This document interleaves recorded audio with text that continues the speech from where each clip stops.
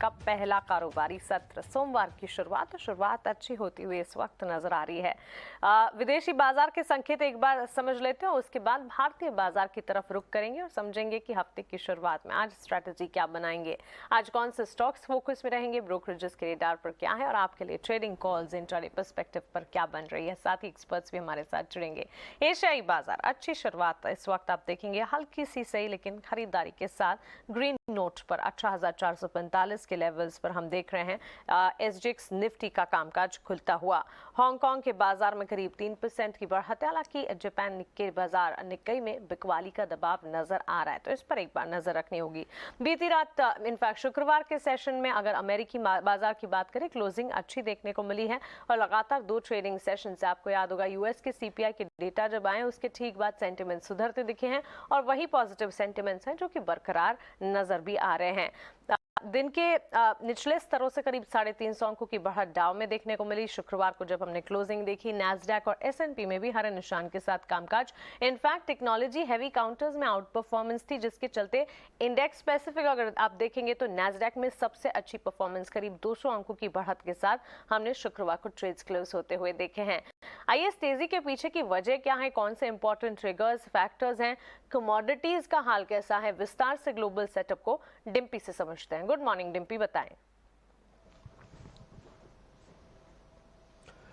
Good morning Mansi. अगर आप वैसे ग्लोबल मार्केट के हिसाब से देखें तो आज एक अहम घटना घटेगी जब जो बाइडेन जो है और शी जिनपिंग के साथ उनकी मुलाकात होने वाली है। G20 की जो शिखर वार्ता हो रही है बाली के अंदर, इंडोनेशिया के अंदर, तो वहाँ पे आज उनका मिलने का प्लान है। एक तो पहला पॉइंट ये होगा कि अब पूरा वर्ल्ड इस चीज़ को देखना चाहता है कि चाइना और अमेरिका के बीच में तनाव कितना कम होता है।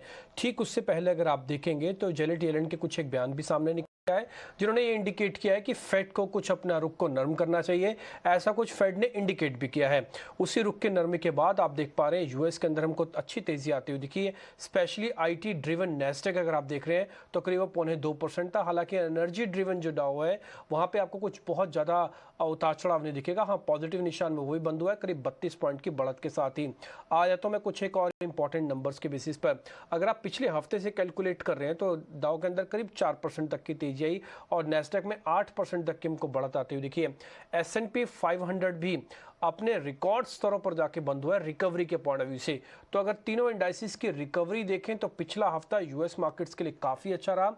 और जैसे मैंने शुरुआत में भी कहा कि आपको आज जो बाली के अंदर घटनाएं घटेंगी उसको लेकर मार्केट ज़्यादा रिएक्ट कर सकता है और आने वाले दिनों में कुछ एक और इंपॉर्टेंट नंबर्स आएंगे जिस पे आप फोकस कीजिएगा। खैर, एक और चीज़ मैं आपको बता दूं, यूएस में ही कंज्यूमर सेंटिमेंट के नंबर्स आए जो कि यूनिवर्सिटी ऑफ मिशिगन कैलकुलेट करते हैं। उन्होंने कहा है कि ये नंबर्स पहले 59.9% था, अब ये घटकर 54.7 हुआ है। तो कंज्यूमर सेंटिमेंट थोड़ा सा ड्रॉप डाउन हुआ है। हालांकि कुछ इससे कुछ खास फर्क नहीं पड़ा। इन्फ्लेशन जो आपको इंडिकेट कम कर रहा था यूएस का जो सीपीआई का नंबर है उसमें भी ये झलक आ रही थी कि कंज्यूमर का सेंटिमेंट थोड़ा डाउन होकर आएगा। आते हैं सीधा यूरोप पर। यूरोप के बाजार अगर आप देखेंगे तो बिल्कुल फ्लैट ही थे, ना ही बहुत ज़्यादा गिरावट ना ही बहुत ज़्यादा बढ़त। जैसे कि फुटसी के अंदर हल्का लाल निशान था करीब आधे % के आसपास, लेकिन जर्मनी और फ्रांस का बाजार ऑलमोस्ट आपको फ्लैट टू पॉजिटिव दिखेंगे। यूके का जो जीडीपी का नंबर आया है उसमें तीसरी तिमाही के आंकड़ों में 0.2% की गिरावट यानी कि कमी दर्ज की गई है और अनुमान था कि 0.5% की कमी आएगी, तो उससे थोड़ा बेहतर है। आपको पता होगा कि यूके के अंदर अब नए प्राइम मिनिस्टर आ चुके हैं, ऋषि सुनक, और वो हो सकता है कुछ एक और ठोस फैसले लें। ऐसे कुछ एक बयान आपको यूके की इकोनॉमी से या यूके की देश से आपको ज़रूर आने वाले दिनों में भी। इस बीच बैंक ऑफ इंग्लैंड ने एक बात अहम की है। उन्होंने ये कहा है कि 2024 के मध्य में यानी कि मिडल ऑफ 2024 हो सकता है यूरोप के अंदर या यूके इकोनॉमी के अंदर टिपिकल थोड़ी मंदी आ जाए। ये बयान ऑलरेडी पहले भी यूएस की तरफ से भी आ चुका है, लेकिन फेड जिस तरह से फैसले ले रहे हैं या फिर ज़्यादातर देशों के सेंट्रल बैंक जिस तरह से फैसले ले रहे हैं उसको लेकर ये 50-50 वाली प्रोबेबिलिटी आपको लगती है। 4-5 और इंपॉर्टेंट इंडिकेटर्स हैं जो कि ग्लोबली चेक किए जाते हैं, वो मैं आपको बता दूं। जैसे कि बॉन्ड यील्ड्स अगर आप देखेंगे तो 4 के नीचे पहुंच गया है। ये 3 तारीख को था 4.25 के आसपास, ये ग्लोबली वीकली चेक किया जाता है, हम भी इसके साथ रिएक्ट करते हैं। साथ ही डॉलर इंडेक्स अगर आप देखेंगे तो पहले 110 के ऊपर ट्रेड करता था, अभी 106 पे आके ट्रेड किया है। एथिकली आप देखेंगे तो 3 नवंबर से लेके आज 14 नवंबर के बीच में ये करीब करीब 8% टूटा है डॉलर इंडेक्स। इसके अलावा अगर आप रुपए डॉलर की इक्वेशंस भी देख पा रहे हैं तो वो भी 83 वाला रुपया अब 80 हो चुका है। साथ ही अगर आप सोने के देखेंगे तो पिछले हफ्ते सोने का जो दाम है साल के ऊपरी स्तरों पर, 2 साल के ऊपरी स्तरों पर पहुंच गया। तो अगर आप मैक्रो इंडिकेटर्स के हिसाब से देख रहे हैं वो भी बाजार के अंदर फेवरेबल ही आपको दिख रहे होंगे। डिम्पी, शुक्रिया आपका ये सारी की सारी डिटेल्स और ग्लोबल सेंटिमेंट्स हमारे बीच रखने के लिए। तो ग्लोबल सेटअप इस वक्त पॉजिटिव नजर आ रहे हैं, कई सारे ट्रिगर्स, कई सारे डेटा हैं जिस पर हमें नजर रखनी है। सीपीआई के डेटा के बाद सेंटिमेंट सुधरा है और उम्मीद यही करके चलते हैं कि सेंटिमेंट जो है ग्लोबली सुधरा हुआ ही रहे, जिसका एक इम्पैक्ट है जो कि भारतीय बाजार पर भी दिखेगा। लेकिन आइए आगे बढ़ते हैं और अब जानते हैं कि संस्थागत निवेशकों की तरफ से शुक्रवार के सेशन में क्या हुआ। बड़ी अच्छी खरीदारी एफआईआईज की तरफ से आप देख पाएंगे। एफआईआईज की बाइंग इंटेंसिटी जो है वो लगातार बढ़ती दिख रही है। पिछले हफ्ते लास्ट 2 ट्रेडिंग सेशन में हमने देखा था, इनफैक्ट बुधवार और गुरुवार के सेशंस में आंकड़े छोटे हुए थे। अब वापस देखिए, बड़ा आंकड़ा 3958 करोड़ की खरीदारी एफआईआईज की तरफ से कैश मार्केट में नजर आ रही है।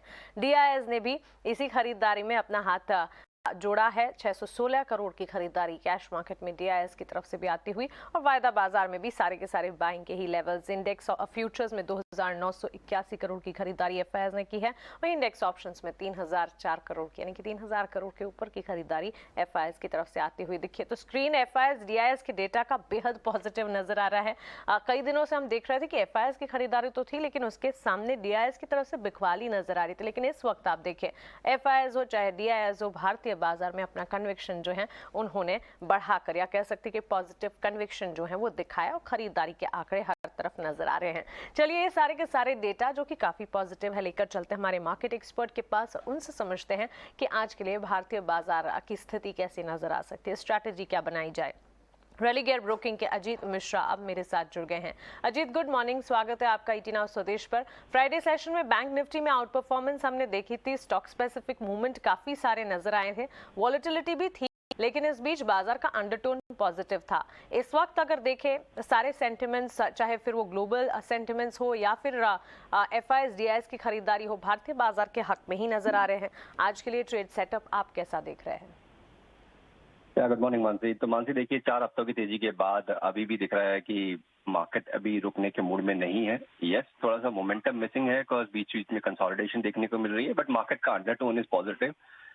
अक्रॉस द बोर्ड हम देख रहे हैं buying select sectors, select stocks from the across sectors जहाँ पे कि अच्छी बाइंग हो रही है। जैसे कि लास्ट ट्रेडिंग सेशन में आपने नोटिस किया होगा कि एचडीएफसी ट्विंस में काफी स्ट्रॉन्ग ट्रैक्शन देखने को मिला after a long period of consolidation.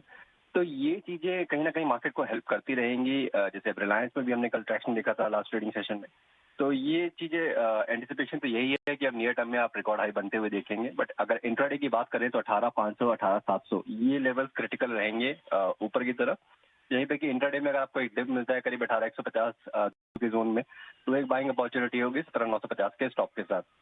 Banking index record high पे है 2 हफ्तों की कंसोलिडेशन के बाद। यहाँ पे भी लास्ट हफ्ते में एक अच्छी तेजी देखने को मिली। तो अब क्योंकि अनचार्टेड टेरिटरी में है तो कोई ऐसा रेजिस्टेंस है नहीं, अक्रॉस द बोर्ड बाइंग भी यहाँ पे दिख रही है। तो यहाँ पे भी हमारा वही मानना है कि आपको बाय ऑन डिप्स कंटिन्यू रखना चाहिए। 42,600 से लेकर 42,900 ये अपसाइड पे हम देख रहे हैं फॉर द डे, और 41,700 से लेकर 41,100 ये जोन इंट्राडे में सपोर्ट सिलेक्ट करेगा। इंडेक्स पर तो ये राय आपकी तरफ से मिली है, लेकिन साथ ही अजीत फिर ये भी बताएं कि आज के लिए सेक्टर्स कौन से वो फोकस में रहेंगे, स्टॉक्स कौन से हैं जो कि हमारे व्यूअर्स को आप सुझा रहे हैं? बिल्कुल, देखिए तो स्टॉक्स की अगर बात करें तो दोनों ही आप लॉन्ग साइड पे रिकमेंडेशन होंगी। बिकॉज सेक्टर में जैसे हमने बात की कि across the board buying interest दिख रहा है, तो पहला नाम होगा एक्सिस बैंक का। यहाँ पे देखिए थोड़ा प्रॉफिट टेकिंग देखने को मिली है एक अच्छे मूव के बाद। तो मेरे हिसाब से बाइंग अपॉर्चुनिटी है। जिन्होंने मिस कर दिया था स्टॉक को पहले जब मार्केट में रिजल्ट के बाद एक तेजी आई थी, तो 820 के स्टॉक के साथ 910 तक के टारगेट्स के लिए इसको लॉन्ग करें। साथ ही साथ देखिए काफी लंबे टाइम बाद आईटी स्टॉक्स में भी मेरे हिसाब से ट्रैक्शन लौटना चाहिए, और उसमें मिड कैप आईटी नेम्स मेरे हिसाब से शायद लीड करेंगे। तो यहाँ पे आप कोफोर्ज को देखिए 3745 के स्टॉक के साथ 4120 के टारगेट्स के लिए। एब्सोल्युटली। तो चलिए, बैंकिंग स्पेस पर लगातार हमारे एक्सपर्ट्स का पॉजिटिव कन्विक्शन अभी बरकरार है, और हो भी क्यों ना, लगातार बैंकिंग स्पेस में जो ट्रैक्शन नजर आ रहे हैं, सिनेरियोज सारे पॉजिटिव हो रहे हैं, चाहे फिर निजी बैंक क्षेत्र हो या सरकारी बैंक क्षेत्र हो, अच्छी पॉजिटिविटी है, जिसके चलते बैंकिंग स्टॉक्स लगातार ट्रेडिंग पिक्स के तौर पर आते हुए। अजीत, शुक्रिया आपका हमारे साथ जुड़ने के लिए, सारी की सारी कॉल्स और मार्केट पर अपना नजरिया हमारे साथ शेयर करने के लिए।